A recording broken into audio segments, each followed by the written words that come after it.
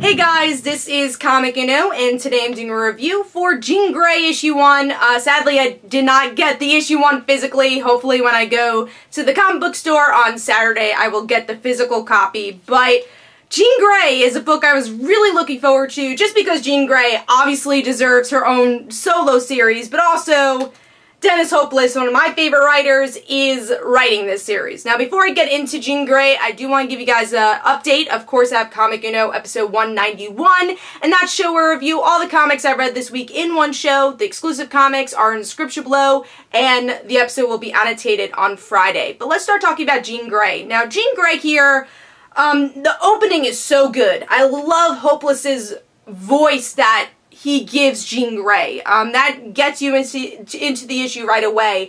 And is this version of Jean saying, I am so happy I am not the other Jean Grey. And she's kind of enjoying life, and then she goes up against an enemy in the issue to give you some action.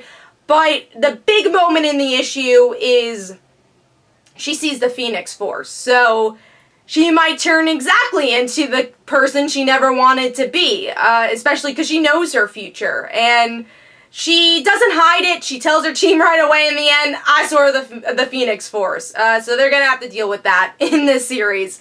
And I loved it. Like I said, I think Hopeless had such a great voice for Jean, and it made the Phoenix Force not feel repetitive. And that's so weird to say, because this Phoenix Force is so repetitive. It's like, you usually roll your eyes when you see the Phoenix Force again. But I think we've had enough time since AVX, which was kind of the last big event with the Phoenix Force. And because of the actual psychological reaction Jean Grey has, that's what makes it different from, I guess, the other stories we've had in recent years, is this version of Jean Grey and how she reacts to the Phoenix Force. So really great character building here, where I'm super invested already for Jean Grey.